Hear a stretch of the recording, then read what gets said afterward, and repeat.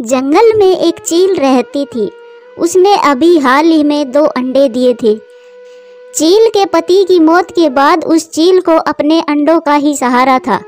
वो बेसब्री से अपने अंडों से बच्चे बाहर आने का इंतजार कर रही थी। मेरे बच्चों, तुम दोनों जल्दी से अंडों से बाहर आ जाओ ताकि मेरी उदासी और अकेलापन दूर हो जाए। तुम दोनों ही मेरे जीने की वजह हो, वरना मैं तो कब की मर जाती। वो चील दिन रात बस अपने अंडों के पास ही बैठी रहती थी और अपने बच्चों का बाहर आने का इंतजार करती रहती थी। बस अब इंतजार की घड़ियां खत्म हो जाती है। अगले ही दिन चील के एक अंडे से बच्चा बाहर आ जाता है। अरे वाह, मेरा बच्चा कितना प्यारा है। लेकिन मेरे बच्चे, तुमने मुझे बहुत इंतजार करवाया है और देखो, तुम्हारा भाई तो अभी तक भी अंडे से बाहर नहीं निकला है। फिर चील अपने बच्चे को भोजन खिलाती है और अपने दूसरे अंडे में से बच्चा बाहर आने का इंतजार करती है। अगले दिन दूसरा अंडा भी फूटता है और उस अंडे में से बहुत ही प्यारा सा बच्चा बाहर निकलता है। परंतु वो बच्चा बहुत ही ज़्यादा कमज़ोर था, क्योंकि वो बच्चा उड़ नहीं सकता था। उसके एक पंख काम नहीं कर रहा था, इसीलिए वो कभी भी उड़ नहीं सकता था। मेरे बच्चे, एक बार हिम्मत करके थोड़ा सा उड़ लो, क्या पता तुम अच्छे से उड़ने लग जाओ। वो चील अपने बच्चे को उड़ाने की बहुत कोशिश करती है, लेकिन वो बच्चा बिल्कुल कमज़ोर था। वो कभी भी उड़ नहीं सकता था। इतनी कोशिशों के बाद वो चील समझ जाती है कि ये बच्चा कभी भी उड़ नहीं सकेगा। कितना इंतजार किया मैंने इस बच्चे का, और मिला क्या? मुझे ये अपाहिज बच्चा। मम्मा, मुझे भूख लगी है, मुझे कुछ खाने को दो ना। चुप करो तुम एक अपाहिज हो जो कभी भी उड़ नहीं सकता। मैं तुझे पूरी जिंदगी ऐसे बिठाकर भोजन नहीं करा सकती। मैंने तो सोचा था कि मेरे दोनों बच्चे मेरे बुढ़ापे का सहारा बनेंगे, परंतु तुम तो मेरे किसी काम के नहीं हो। तेरा तो मुझे पूरी जिंदगी बोझ ढोना पड़ेगा। मुझसे नहीं होगा ये सब। मम्मा, ये आप क्या कह रही हो? मैं अपाहिज हूँ तो इसमें मेरी क्या गलती है? मुझे भगवान ने जैसा बनाया मैं वैसा ही हूँ। मेरा तो बस एक ही बेटा है जो मेरे बुढ़ापे का सहारा बनेगा, और एक अपाहिज बच्चे को पालकर मैं अपनी मुश्किलें बढ़ाना नहीं चाहती। अब मैं तुम्हें यहाँ से ले जाकर दूर छोड़ कर आऊंगी ताकि तुम कभी भी वापस ना आ सको। फिर वो चील अपने बच्चे को उठाकर नदी के पास ले जाती है। नन्ही चील, तुम अपाहिज हो और कमजोर भी, और मुझे कमजोर चील बिल्कुल भी पसंद नहीं है। तुम उड़ तो नहीं सकते और भूख के कारण यही मर जाओगे। इतना कहकर वो स्वार्थी चील अपने मासूम बच्चे को छोड़कर वहां से चली जाती है। वो नन्हा बच्चा काफी आवाजें लगाता है, लेकिन उसकी मम्मा एक नहीं सुनती। कुछ देर के बाद नदी के पास टुनटुनी चिड़िया और कालू कौवा आते हैं। वो नन्हा बच्चा अभी भी अपनी मम्मा को आवाजें दे रहा था। मम्मा, मम्मा, मुझे ले जाओ ना साथ। मम्मा, मम्मा, मुझे बहुत डर लग रहा है। अरे कालू भैया, ये तो चील का बच्चा है। इसकी माँ कहाँ चली गई इसे छोड़कर? देखो कितना प्यारा बच्चा है। टुनटुनी चिड़िया, हमारे जंगल के पास तो एक ही चील रहती है, शायद ये बच्चा भी उसी चील का होगा। अरे बेटा, क्या हुआ और तुम्हारी माँ कहाँ गई? आंटी, मेरी मम्मा मुझे यहाँ छोड़कर चली गई है, क्योंकि मैं अपाहिज हूँ। मैं कभी भी उड़ नहीं सकता। उसने मुझे यहाँ मरने के लिए छोड़ दिया है, क्योंकि मैं बहुत कमजोर हूँ। मेरी मम्मा को कमजोर बच्चे पसंद नहीं है। हाय रे, वो चील कितनी स्वार्थी है। भला कोई माँ अपने छोटे बच्चे को छोड़कर जाती है? मुझे तो इस मासूम बच्चे पर बहुत दया आ रही है। उस चील ने इस बच्चे के साथ बिल्कुल भी अच्छा नहीं किया। कालू भैया, ये बच्चा तो मुझे भूखा भी लग रहा है, कहीं ये भूख के कारण मर नहीं जाए। टुनटुनी चिड़िया, चलो इसे बच्चे को अपने साथ ही लेकर चलते हैं। कितना प्यारा बच्चा है। लेकिन कालू भैया, हमारे जंगल के पक्षी तो इस बच्चे को कभी भी हमारे साथ नहीं रहने देंगे, क्योंकि ये बच्चा बड़ा होकर हमें नुकसान भी पहुंचा सकता है। चलो टुनटुनी चिड़िया, सब कुछ देख लेंगे। अगर हम दोनों इस बच्चे को यहीं मरने के लिए छोड़ दिया तो हमें बहुत पाप लगेगा। कालू भैया, तुम सही कह रहे हो। हमें इस बच्चे की मदद जरूर करनी चाहिए। फिर टुनटुनी चिड़िया उस बच्चे को अपने साथ अपने जंगल ले जाती है। टुनटुनी चिड़िया उस बच्चे को अपने घर पर लाकर उसे कुछ भोजन खिलाती है। बस तभी वहाँ पर जंगल के कुछ पक्षी आ जाते हैं। ये क्या टुनटुनी चिड़िया, तुम अपने घर में इस चील के बच्चे को क्यों ले आई हो? ये हमारे लिए खतरा भी हो सकता है। रोकी भैया, ये बच्चा उड़ नहीं सकता। ये बहुत कमजोर है, इसकी माँ ने इसे मरने के लिए नदी के पास छोड़ दिया था, लेकिन कालू कौवे और मुझे इस पर बहुत दया आई, इसीलिए हम इसे अपने जंगल में ले आए। टुनटुनी चिड़िया, तुम और कालू कौवा दोनों पागल हो गए हो। ये चील का बच्चा बड़ा होकर हमें ही नुकसान पहुंचाएगा और हमारे जंगल के पक्षियों का ही शिकार करेगा। तुम्हें तो पता ही है ये चील प्रजाति हमारी कितनी बड़ी दुश्मन है। ये हमारी कभी भी नहीं हो सकती, ये हमेशा हमें नुकसान ही पहुंचाते हैं। हाँ टुनटुनी चिड़िया, ऊपर से ये बच्चा उस खतरनाक चील का है जो हमारे ही इलाके में आतंक मचाती है। और तुम्हें तो पता है वो चील आज तक हमारे जंगल में कितने मासूमों का शिकार कर चुकी है। ये बातें हो ही रही थी, तभी वहाँ पर कालू कौवा आ जाता है। मेरे दोस्तों, तुम चिंता मत करो, मैं मिट्ठू महाराज से इजाजत लेकर आ गया हूँ। और मिट्ठू महाराज भी यही चाहते हैं कि हम सभी पक्षी इस नन्ही सी चील के साथ दोस्त बनकर रहें, ताकि ये कभी भी हमें नुकसान ना पहुंचाए। मैंने सोच लिया है दोस्तों, मैं इस नन्हे बच्चे का इलाज करवाऊंगी ताकि ये भी हमारी तरह उड़ सके। फिर सारे पक्षी इस बात पर सहमत हो जाते हैं और उस नन्ही चील का अच्छे से ख्याल रखते हैं। वहीं दूसरी तरफ वो चील अपने बच्चे को खूब लाड प्यार से पालती है और उसकी सारी बातें मानती है। मम्मा, मुझे बहुत जोरों की भूख लगी है, मुझे अभी की अभी भोजन ला कर दो। मेरे बच्चे, मैं बहुत ज्यादा थक गई हूँ, मैं थोड़ी देर के बाद भोजन लेकर आऊंगी। नहीं नहीं मम्मा, मुझे तो अभी भोजन चाहिए, मुझे भोजन ला कर दो। उस चील का बेटा काफी गुस्से वाला था और वो अपनी माँ की एक बात नहीं सुनता था। वहीं दूसरी तरफ सब पक्षियों ने उस नन्हे बच्चे के इलाज के लिए टुनटुनी चिड़िया के पास पैसे जमा कर दिए थे। और अगले दिन ही टुनटुनी चिड़िया उस नन्हे बच्चे का इलाज करवाने उल्लू वैद्य जी के पास जाती है। उल्लू वैद्य जी, इलाज के बाद ये नन्हा सा बच्चा उड़ सकेगा ना?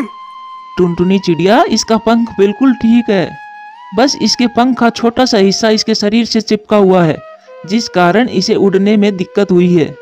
मैं इसकी सर्जरी कर दूंगा और ये बिल्कुल ठीक हो जाएगा। कुछ देर के बाद नन्ही चील की सर्जरी हो जाती है और वो बच्चा बिल्कुल ठीक हो जाता है। अरे वाह, अब मैं ठीक हो गया। टुनटुनी आंटी, अब मैं भी आपकी तरह उड़ूंगा। अरे वाह, अब मैं उड़ सकता हूँ। देखो कालू भैया, ये बच्चा कितना खुश हो रहा है। हाँ टुनटुनी चिड़िया, मुझे बहुत ज्यादा खुशी है कि हम इस बच्चे के कुछ तो काम आए। दोस्तों, आप सबका बहुत बहुत शुक्रिया, आप सबने मेरे पंख ठीक करवा दिए, वरना मेरी माँ ने तो मुझ पर बिल्कुल भी दया नहीं की और उसने मुझे मरने के लिए छोड़ दिया था। फिर ऐसे ही कुछ साल गुजर जाते हैं और वो चील का बच्चा बड़ा हो गया था। वो बड़ा होकर जंगल में रहने वाले पंछियों की सुरक्षा करता था, ताकि कोई चील आकर पंछियों का शिकार ना करे। वहीं दूसरी तरफ वो चील अपने बेटे की सेवा कर करके बूढ़ी हो चुकी थी। मेरे बेटे, अब मैं बूढ़ी हो चुकी हूँ, अब मुझसे भोजन भी नहीं लाया जाता, अब तो मुझसे उड़ा भी नहीं जाता। मैं थोड़ा सा भी उड़ती हूँ तो थक जाती हूँ, इसीलिए बेटा अब से भोजन तुम ढूंढ कर लाया करो। अरे मम्मा, ये आप क्या कह रही हो? आपसे उड़ा नहीं जाता, इसका मतलब आप मेरे किसी काम की नहीं रही। मुझे सब याद है मम्मा, मेरा छोटा भाई उड़ नहीं सकता था, इसी वजह से आप उसे कहीं छोड़ आई थी और वो आपके किसी काम का नहीं था ना, इसी वजह से आपने उसे अपने पास नहीं रखा।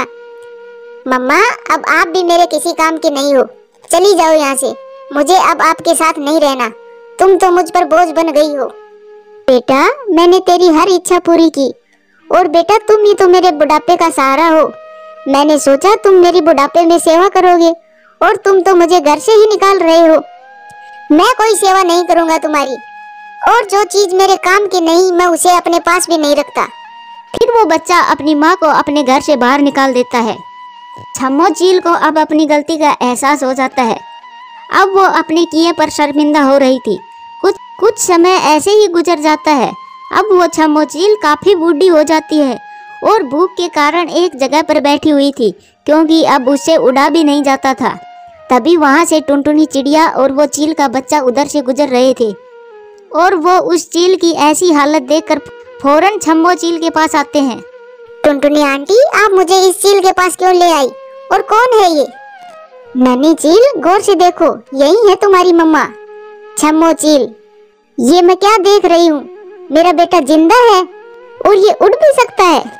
हाँ छम्मो चील, ये तुम्हारा ही बेटा है, तुमने तो इसे मरने के लिए छोड़ दिया था, परंतु हम जंगल के सब पक्षियों ने मिलकर इसका इलाज करवाया और अब ये अच्छे से उड़ सकता है। मुझे तो माँ कहते हुए भी शर्म आ रही है। और हाँ, आपसे अच्छे तो ये पक्षी हैं जो मेरी इतनी देखभाल करी। और हाँ, मैं आपको कभी भी माफ भी नहीं करूँगा। नहीं मेरे बेटे, मुझे माफ कर दो, मुझे माफ कर दो मेरे बच्चे। मैंने तुझे अपाहिज होने की वजह से अकेला छोड़ दिया था और तुम्हारे बड़े भाई को मैंने लाड प्यार से पाला ताकि वो मेरी बुढ़ापे में सेवा करेगा। और आज उसी ने मुझे घर से बाहर निकाल दिया क्योंकि अब मैं उस पर बोझ बन गई थी। मेरे बच्चे, माफ कर दो, आखिर वो तुम्हारी माँ है और वो ही तुम्हें इस दुनिया में लेकर आई थी। और देखो, इसे अपने किए पर पछतावा भी है। फिर टुनटुनी चिड़िया के कहने पर वो बच्चा अपनी माँ को माफ कर देता है और अपने साथ अपने घर ले जाता है।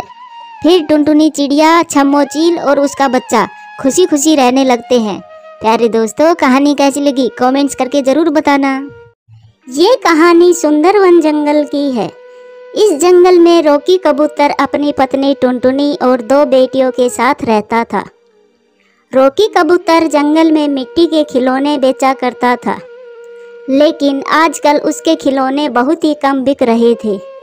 एक दिन अचानक से तेज बारिश शुरू हो जाती है। रॉकी कबूतर अपने परिवार के साथ घोंसले में बैठा हुआ था, लेकिन बारिश इतनी तेज हो रही थी कि जंगल में बाढ़ आ जाती है। रॉकी जी, ये बारिश इतनी तेज हो रही है, कहीं ऐसा ना हो ये बारिश का पानी हमारे घोंसले में ना टपकने लगे। टुनटुनी, तुम चिंता मत करो, कुछ भी नहीं होगा। भगवान के लिए तुम ऐसा कुछ भी मत बोलो। इसी तरह 2 दिन बीत जाते हैं, लेकिन बारिश रुकने का नाम नहीं ले रही थी। इसी तेज बारिश के पानी की वजह से कई पक्षियों के घोंसले भी बह जाते हैं और टुनटुनी के घोंसले से भी पानी टपकने लगता है। तभी उसके घोंसले में दरार भी आ जाती है। टुनटुनी, दोनों बच्चियों को लेकर जल्दी से घोंसले से बाहर निकलो। अगर घोंसले में ज़्यादा पानी भर गया तो हम इसी में डूबकर मर जाएंगे। ये कहकर रॉकी कबूतर अपने परिवार को लेकर बाहर आ जाता है, तो वो देखते हैं कि बाहर बहुत ज़्यादा पानी भरा था। तभी टुनटुनी कहती है, हे भगवान, बाहर तो इतना ज्यादा पानी भरा है और हमारा घोंसला भी टूट गया है। अब हम सब कहाँ जाएंगे? टुनटुनी, तुम चिंता मत करो, हम सब बारिश रुकने तक इस पेड़ की डाल पर ही बैठे रहते हैं। जब बारिश रुक जाएगी तब हम कुछ सोचेंगे। फिर अगले दिन बारिश रुक जाती है और बाढ़ का पानी भी कम हो जाता है। तब टुनटुनी अपने पति से कहती है, रॉकी जी, अब हम क्या करेंगे? हमारा तो बसा बसाया घर भी टूट गया है। हम अपनी बच्चियों को कहाँ रखेंगे? हम दोनों तो बाहर भी रह लेते। टुनटुनी, तुम चिंता मत करो, हम अपना नया घर बना लेंगे। रॉकी जी, आपको पता भी है या नहीं, नया घर ऐसे ही बातों में तो नहीं बन जाएगा। आपको पता है नया घर बनाने के लिए कितने पैसे खर्च होते हैं और इतने सारे पैसे हम कहाँ से लाएंगे? टुनटुनी, जरूरी थोड़ी है हम अपना घर ईंट और पत्थर से ही बनाएं। हम अपना मिट्टी का घर बनाएंगे और मिट्टी हम जंगल से ले आएंगे। दोनों पति पत्नी ऐसा सोचकर मिट्टी लेने जंगल में जाने ही वाले थे। तभी उनकी बड़ी बेटी चिंकी कहती है, मम्मा, मैं भी आपके साथ चलूंगी और मैं आपकी कुछ मदद कर दूंगी। नहीं बेटी चिंकी, तुम हमारे साथ नहीं जाओगी, तुम यहीं रहो और अपनी छोटी बहन गुड़िया का ध्यान रखो। हम जल्दी ही वापस आ जाएंगे। ये कहकर दोनों वहां से चले जाते हैं और इधर चिंकी चिड़िया अपनी बहन का ध्यान रख रही थी। तभी अचानक से उसकी छोटी बहन गुड़िया रोने लगती है। गुड़िया, मत रो, बताओ तुम्हें क्या हुआ है? तुम्हें कुछ चाहिए क्या? दीदी, मुझे बहुत जोरों की भूख लगी है, मुझे खाना चाहिए। तू यहीं रुक गुड़िया, मैं तेरे लिए कुछ खाने को लाती हूँ और तू यहाँ से कहीं जाना मत, ठीक है? ये कहकर चिंकी चिड़िया वहाँ से चली जाती है और गुड़िया को वहीं बिठाकर छोड़ जाती है।